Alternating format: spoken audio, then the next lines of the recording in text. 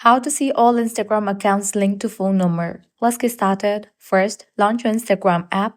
Navigate to the login page. Once you are prompted to log in, click on the option of Forgotten Password. Find your account. Use email, phone number, or the username. Select the option of Find by phone number instead. Then go ahead and type in the phone number over here. After you type in the phone number, click on Continue. You'll get multiple options. Get code or link via WhatsApp, get code via Instagram notification, get code or link via email, and the SMS.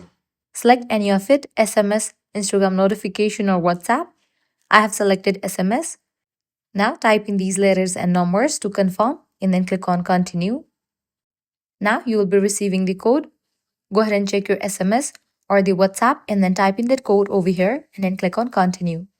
With that, you will find the list of the Instagram accounts that is linked with your phone number. Select the account you want to log into.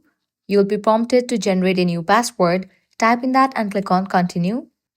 With that, you will be logged in. So this is how you can see all Instagram accounts linked to phone number. If this guide was helpful, don't forget to like, share, and subscribe to our channel. Thanks for watching.